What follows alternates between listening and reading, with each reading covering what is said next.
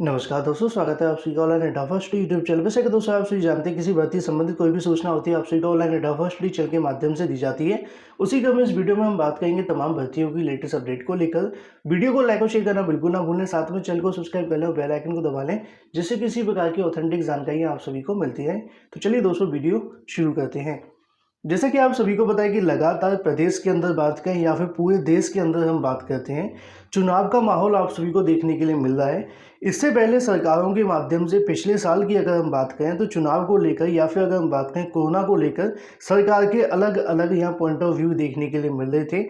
जब केसों की संख्या बहुत ज़्यादा कम हुआ करती थी तो सरकार के माध्यम से यहाँ पे लोगों की लापरवाही देखने के लिए मिलती थी। उनका कहना था कि लोग यहाँ पर मास्क नहीं लगा रहे या फिर और भी तमाम चीज़ें कही जाती थी। पिछले साल की मैं बात कर रहा हूँ।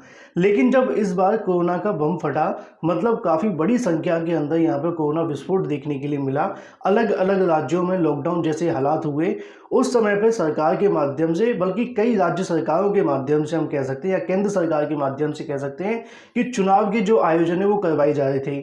आम लोगों के माध्यम से चुनाव को लेकर जनहित याचिकाएं कोर्ट के अंदर भी डाली गई, लेकिन न्यायालय का भी कहीं ना कहीं इसके अंदर हस्तक्षेप देखने के लिए नहीं मिला।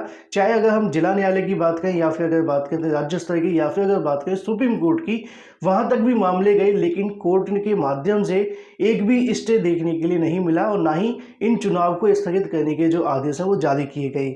लेकिन अब ऐसे में चुनाव आयोग पर केस करने के लिए साथ में कहीं ना कहीं इस कोरोना के विस्फोट की अगर हम बात करें, आज की तारीख में जितनी भी समस्याएं देखने के लिए मिल रही हैं उसके जो जिम्मेदार ठहराए गए हैं वो आप सभी के सामने हैं। और ऐसा मैंने हाई कोर्ट के माध्यम से कहा गया है, चुनाव आयोग पर हत्या का केस चलना चाहिए, ऐसी जानकारी मद्रास हाई कोर्ट ने दी है।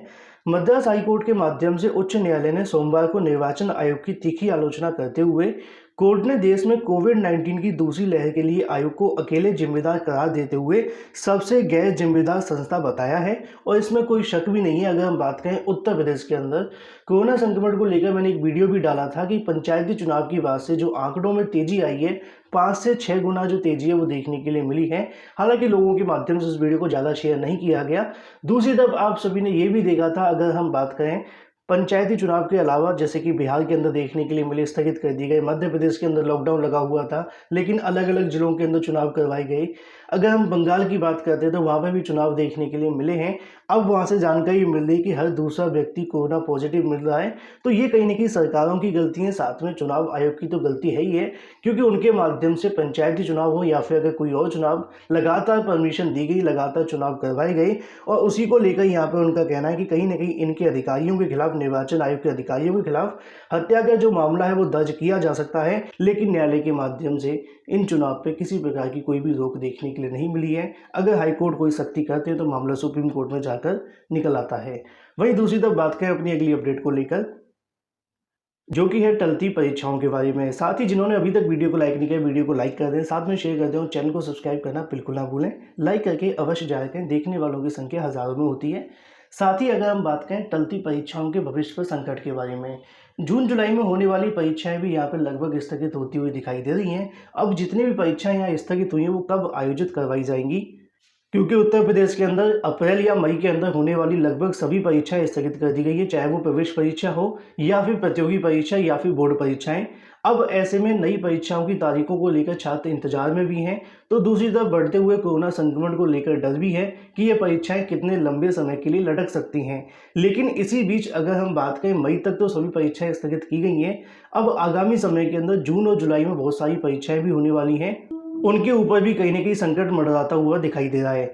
टलती परीक्षाओं से भविष्य पर संकट है। भविष्य अगर हम बात करें छात्रों के भविष्य को लेकर, साथ ही अगर बात करें आगामी समय के अंदर होने वाली भविष्य की परीक्षाओं को लेकर भी, कोरोना संक्रमण की भयावह स्थिति और साथ ही प्रतियोगी युवाओं के भविष्य पर विपरीत प्रभाव पड़ने लगा है। उत्तर प्रदेश लोक सेवा आयोग, साथ ही अगर बात करें उत्तर प्रदेश उच्चतर शिक्षा आयोग, कर्मचारी चयन आयोग, साथ ही अप्रैल और मई में होने वाली महत्वपूर्ण परीक्षाओं को यहाँ से और साथ ही इंटरव्यू को स्थगित कर चुका है।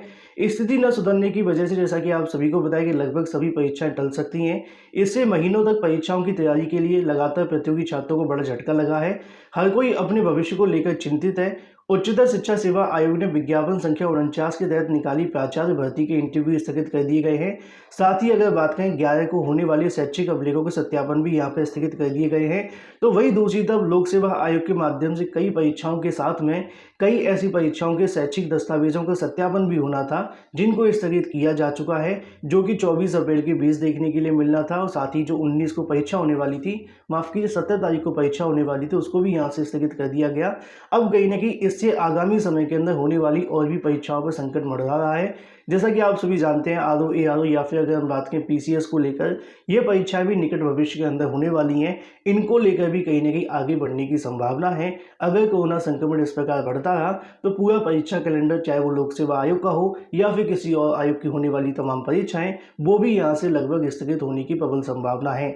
लेकिन अगर हम बात करें नई परीक्षाओं की तारीखों के बारे में, तो उत्तर प्रदेश के अंदर सरकार के माध्यम से 15 मई तक होने वाली सभी परीक्षाओं को स्थगित करने के जो आदेश हैं वो जारी किए गए थे। तो इससे यहाँ से इतना तो अंदाज़ा लगाया जा सकता है कि 15 मई तक तो कोई परीक्षा प्रदेश के अंदर आयोजित नहीं होगी।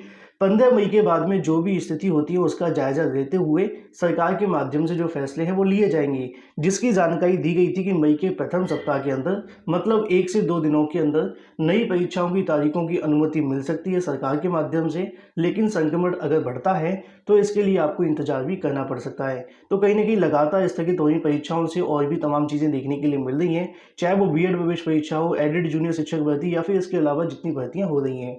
वहीं दूसरी तरफ बात करें अपनी अगली अपडेट को लेकर, जो कि है नई प्राथमिक शिक्षक भर्ती के बारे में, उसके बाद हम बात करेंगे जूनियर के बारे में। जैसा कि आप सभी जानते हैं कि उत्तर प्रदेश के अंदर काफ़ी लंबे समय से नई प्राथमिक शिक्षक भर्ती का जो इंतजार है वो किया जा रहा है। लेकिन बेरोजगारों के आड़े कहीं ना कहीं कोरोना बीच में आने की वजह से बार बार छात्रों को इंतजार करना पड़ता है। पिछले साल भी आप सभी को पता है कि बहुत सारी परीक्षाएं और बहुत सारी चीज़ों को नुकसान करने के बाद एक बार फिर से कोरोना संक्रमण बीच में आ गया है। नई प्राथमिक शिक्षक भर्ती के लिए छात्रों के माध्यम से पूरे प्रदेश में एक माहौल क्रिएट किया गया था, चाहे वो धरना प्रदर्शन के माध्यम से हो या फिर अगर पोस्टर वार के माध्यम से बात करें या फिर ट्विटर वार के माध्यम से। लेकिन कहीं ना कहीं कोरोना संक्रमण के चलते सारी चीज़ें लगभग ठंडे बस्ते में चली गई हैं। लेकिन अब छात्रों के प्रयास है कि उत्तर प्रदेश में नई प्राथमिक शिक्षक भर्ती अगर विज्ञापन जारी करवाना है तो जो भी संभव प्रयास हो सकते हैं वो सभी उनको करने पड़ेंगे। अगर आप सभी इसी प्रकार हाथ पे हाथ रख के बैठेंगे तो हो सकता है कि आप सभी का मामला ठंडे बस्ते में चला जाए। हालांकि ठंडे बस्ते में काफ़ी लंबे समय से है। उसी क्रम में छात्रों के माध्यम से एक बार फिर से प्राथमिक शिक्षक भर्ती विज्ञापन जारी करवाने के लिए कोरोना हारेगा भारत जीतेगा बेरोजगार शिक्षित अगर बात करें छात्रों को एक बार फिर से ट्विटर अभियान रखा है, जो कि 28 अप्रैल सुबह 11 बजे से शुरू होगा। मतलब कि कल से छात्रों का कहना है कि जब पंचायती चुनाव हो सकते हैं तो शिक्षक भर्ती क्यों नहीं हो सकती है। उसी को लेकर छात्रों के माध्यम से 28 अप्रैल सुबह 11 बजे से कोरोना गो यूपीपीआरटी दो उठो जागो, उसी को लेकर यहाँ पे छात्रों के माध्यम से कहीं ना कहीं जो कैंपेन है वो शुरू किया गया है। सेम हैशटैग का आप सभी को इस्तेमाल करना है, कोरोना गो यूपीपीआरटी दो। इसको मैं अपनी कम्युनिटी शेयर करवा दूंगा, जिससे कि आप सभी वहाँ से कॉपी कर सकते हैं। इस पोस्टर को अपने सभी ग्रुपों में शेयर कर दें, जिससे कि और भी लोगों तक जानकारी मिल पाए। साथ में वीडियो को शेयर कर दें, जिससे कि उनको पता चले कि सिर्फ कोरोना के अंदर हमें घर पर बैठकर कॉमेडी वीडियोज़ या फिर ऐसी वीडियोज़ ही देख करके टाइम पास नहीं करना है, जहाँ पर हम न्यूज़ चैनल को सुनकर अपनी सांसों की समस्याओं को देखने लग जाते हैं या फिर अपने अंदर भी कोरोना के लक्षण देखने लगते हैं। तो इस प्रकार की वीडियोज़ को अवॉइड करिए, न्यूज़ चैनल्स को अवॉइड करिए। और जो आप सभी का कार्य है, ट्विटर के माध्यम से सरकार के सामने नई प्राथमिक शिक्षक भर्ती की जो मांग है वो रखिए, इसी से आपको बेनिफिट मिलेगा। इसके अलावा चाहे घर पर बैठ कर बहुत सारी वीडियोस देख लें, उससे कोई बेनिफिट नहीं है, चाहे वो कोरोना के संबंध में हो या फिर इसके अलावा जो भी टाइम पास वाली चीज़ें चल रही हैं। क्योंकि पढ़ाई तो कहीं ना कहीं छात्रों की काफ़ी ज़्यादा डिस्टर्ब हो चुकी है, जो कि नई प्राथमिक शिक्षक भर्ती का इंतजार कर रहे हैं। खासकर बीटीसी वाले छात्र, उनके पास तो अभी कोई ऑप्शन भी नहीं बचा हुआ है। तो ऐसे में ज़्यादा से ज़्यादा छात्र जुड़ें 28 अप्रैल सुबह 11 बजे से, जो कि होगा नई प्राथमिक शिक्षक भर्ती के लिए। वहीं दूसरी तरफ बात करें, एक छोटी सी अपडेट है जो कि एडेड जूनियर शिक्षक भर्ती के बारे में है, जो कि आप सभी को यहाँ पे देखने के लिए मिलेगी। अब एडेड जूनियर स्कूलों के अंदर पढ़ाई की बात करें या फिर शिक्षकों की भर्ती की बात करें, वो सरकार के हवाले कर दी गई है। नीचे आप सभी देखेंगे, अगर हम बात करें अब एडेड स्कूलों के अंदर शिक्षकों की भर्ती की या फिर अगर बात करें स्कूलों के अंदर पढ़ाई की गुणवत्ता की, वो सरकार शिकंजा कसेगी। राज्य सरकार पहली बार एडेड जूनियर हाई स्कूल शिक्षक भर्ती करने जा रही है। वही है मिशन भी आप सभी को देखने के लिए मिलता है कि प्रेरणा के साथ मानव संपदा पोर्टल पर अनिवार्य कर दिया गया है। इन स्कूलों में सरकारी स्कूलों वाला शैक्षणिक कैलेंडर लागू किया जाएगा। मतलब पहले जो एडेड जूनियर शिक्षक भर्ती या फिर अगर बात करें एडेड के अंदर जो भी चीज़ें हुआ करती थी वो सरकार के अंडर में नहीं रहती थी। अब ऐसे में में सब कुछ सरकार के अंडर आ चुका है, चाहे वो स्कूलों की पढ़ाई हो या फिर शिक्षकों की भर्ती। जैसा कि आप जानते हैं कि सरकार के माध्यम से ही 1894 पदों पर भर्ती के लिए जो विज्ञापन है वो जारी किया गया है और सब कुछ सरकार के अंडर में ही देखने के लिए मिला है, चाहे परीक्षा की तारीखों को लेकर हो या फिर परीक्षा के आयोजन के बारे में। उसी को लेकर यहाँ पे भी जानकारी देखने के लिए मिल जाती है कि मिशन प्रेरणा के तहत ये भी सभी जितने भी जो गोल होने वाले लर्निंग वाले वो सभी सरकार ने तय किए हैं। वहीं यहाँ पे भी विद्यार्थियों को सीखने के लिए सभी जो मॉड्यूल है वो लागू किए जाएंगे सरकारी स्कूलों में चलाए जा रहे हैं। इसके साथ ही अगर बात करें यहाँ के विद्यार्थियों के आधार सीडिंग का काम भी शुरू कर दिया गया है। अभी तक सरकार ने इन स्कूलों के अंदर शिक्षकों साथ में शिक्षणेतर कर्मचारियों को वेतन देते हैं, साथ ही निःशुल्क यूनिफॉर्म, पाठ्य पुस्तक और साथ ही मिड डे मील की व्यवस्था सरकारी स्कूलों की तर्ज पर की जाती है। सरकार ने तय किया है कि सरकारी स्कूलों की सहायता से चलते हैं। यहाँ भी कहीं ना कहीं पढ़ाई की जो गुणवत्ता होनी चाहिए वो सरकार नजर रखेगी। लेकिन जैसा कि आप जानते हैं कि शिक्षक भर्ती यहाँ पे होने वाली थी, जो कि आप सभी को पता है जूनियर हाई स्कूलों के अंदर देखने के लिए मिलनी थी, लेकिन अभी तक सरकार के माध्यम से नई तारीखों को लेकर घोषणा नहीं की गई है। दूसरी तरफ आप सभी को पता है कोरोना संक्रमण की वजह से 15 तारीख तक सभी परीक्षाओं को भी स्थगित किया गया है। लेकिन अब एडेड के अंदर चाहे वो शिक्षकों की भर्ती हो या फिर विद्यार्थियों की पढ़ाई, वो सब कुछ सरकार के हवाले कर दी गई है। वहीं दूसरी तरफ बात करें एडेड जूनियर शिक्षक भर्ती के बारे में, तो जैसा कि आप जानते हैं कि अभी तक नई तारीखों को लेकर कोई घोषणा नहीं हुई है। इसके बारे में एक मुलाकात शासन स्तर पर देखने के लिए मिलेगी। जैसे ही कोई मुलाकात होती है परीक्षा की तारीखों के बारे में, चाहे वो नई तारीखों को लेकर हो या फिर आगे की रणनीति को लेकर हो, जो भी जानकारी शासन स्तर से या परीक्षा नियामक प्राधिकारी से मिलती है, सबसे पहले जानकारी आप सभी को ऑनलाइन अड्डा फर्स्ट टीचर के माध्यम से दे दी जाएगी। तो वीडियो को लाइक और शेयर अवश्य कर दें। वहीं दूसरी तरफ बात करें 10वीं पास किए बिना 11वीं में प्रवेश के बारे में, तो यहाँ पे आपको देखने के लिए मिलेगा सीबीएसई के माध्यम से 10वीं पास किए बिना 11वीं में प्रवेश शुरू हो गए हैं।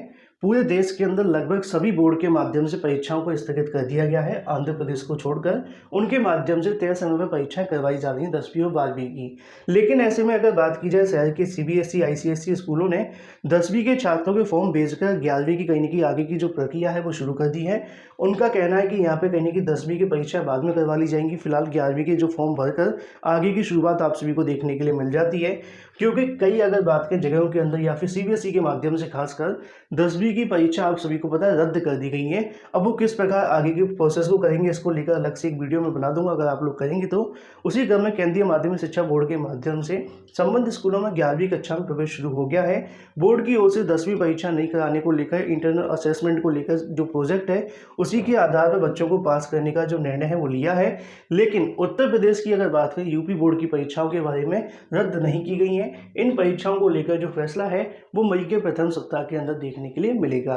वहीं दूसरी तरफ बात करें अपनी अगली अपडेट को लेकर, जो कि संबंधित है 69,000 की तीसरी काउंसलिंग के बारे में। जैसा कि आप सभी को पता है कि लगातार छात्रों के माध्यम से पिछले 3 दिनों से जानकारी मांगने का प्रयास किया जा रहा था, लेकिन जैसा कि इससे पहले बताया गया था कि थर्ड चयन सूची को लेकर 2 सबसे बड़ी चीज़ें हैं। पहली चीज़ ये है कि बीएसए के माध्यम से डाटा नहीं भेजा गया, तो दूसरी चीज़ ये है कि कोरोना संक्रमण के चलते विभाग के अधिकारी भी कहीं ना कहीं थर्ड काउंसलिंग से बचते हुए दिखाई दे रहे हैं।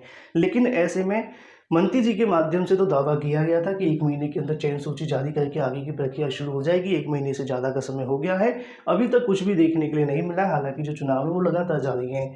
तो ऐसे में जो छात्र कहीं ना कहीं तीसरी चयन सूची का इंतजार करें, उनकी संख्या लगभग 7 से 8,000 हो सकती है, क्योंकि 7,000 तो सीटें लगभग खाली है। लेकिन जब ट्विटर पे आने का समय होता है तो 200-400 या फिर अगर बात करें 2-4 लोग ही देखने के लिए मिलते हैं, इतने ज़्यादा भी नहीं हो पाते। उसका रीज़न क्या है ये तो नहीं पता, लेकिन ऐसे में छात्रों को समझने का प्रयास करना है कि जब तक आप लोग घर पे हैं, चयन सूची को लेकर शासन से जानकारी लेने का प्रयास किया जा रहा है। अगर जानकारी नहीं मिल पा रही है, अगर 1-2 दिन आप सभी को इंतजार करना पड़ रहा है, तो ऐसे में आप लोगों के पास में एक मोबाइल है जिसका इस्तेमाल आप लोग कर सकते हैं ट्विटर के लिए। ट्विटर पर लगातार चयन सूची के लिए आप सभी को यहाँ से ट्वीट करने हैं। जो भी हैशटैग होता है वो आप सभी को छात्रों के माध्यम से दिया जाता है। नहीं मिलता है कमेंट करके पूछ लीजिए, मैं आपको बता दूंगा। उसी को लेकर लगातार छात्रों के माध्यम से, जैसा कि आप सभी देख पा रहे हैं कि सीएम के सामने या फिर बेसिक शिक्षा मंत्री जी के सामने जो गुहार है वो लगाई जा रही है। और ट्विटर पर आप सभी बड़े सेफ तरीके से अपनी जो मांगे हैं वो रख सकते हैं। जैसा कि आप लोग देखेंगे लगातार छात्रों के माध्यम से चयन सूची के लिए ट्विटर वार किए जा रहे हैं, क्योंकि शासन के अधिकारियों के माध्यम से इसके बारे में अभी तक कोई जानकारी नहीं दी जा रही है। और जब तक जानकारी नहीं मिल रही तब तक आप सभी के पास में एक ऑप्शन तो है, अगर अधिकारियों से मुलाकात नहीं हो रही या फिर वहाँ से जानकारी नहीं मिल रही है तो ट्विटर के माध्यम से कम अपनी मांगों को रखते रहिए, क्योंकि मामला एक बार ठंडी बस्ती में चला जाता है तो फिर और इंतजार करना पड़ता है। अब हाल ही में चुनाव का जो प्रोसेस है समाप्त होने वाला है, जो कि 2 तारीख को हो जाएगा। उसके बाद में कम से कम अपनी चयन सूची के लिए आप सभी को तो आगे आना पड़ेगा।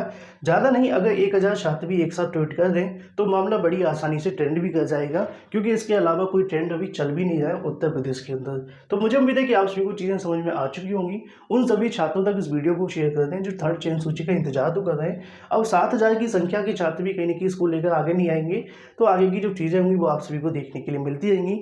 हालाँकि अभी तक शासन के अधिकारियों के साथ में मुलाकात नहीं हुई है, ना ही अभी तक बीएसए के माध्यम से बचा हुआ डाटा भेजा गया है।